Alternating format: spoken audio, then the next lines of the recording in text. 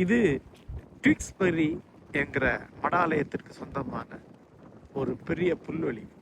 இங்கு 2 ஆறுகள் சந்தித்து வளைந்து செல்கின்றன. அதுக்கு நடுவில் உள்ள இடத்தை புல்வெளியாகவே வைத்திருக்கக்கூடிய வழக்கம் இங்கே இருக்கு.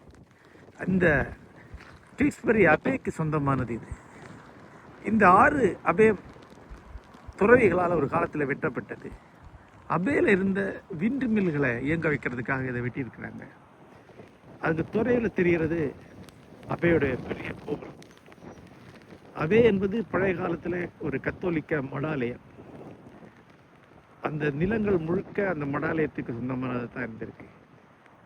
இந்த மடாலயங்கள் ஒரு காலத்தில் இந்த பகுதியுடைய ஆன்மீக வாழ்க்கையையும் சமூக வாழ்க்கையையும் எல்லாவற்றையுமே கட்டுப்படுத்தியிருக்கு. மடாலய தலைவர்கள் கிட்டத்தட்ட சக்கரவர்த்திகள் மாதிரி இந்த பகுதியை ஆண்டிருக்கிறாங்க.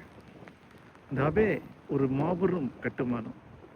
இந்த பகுதியுடைய பண்பாட்டு மையமும் அதுதான்.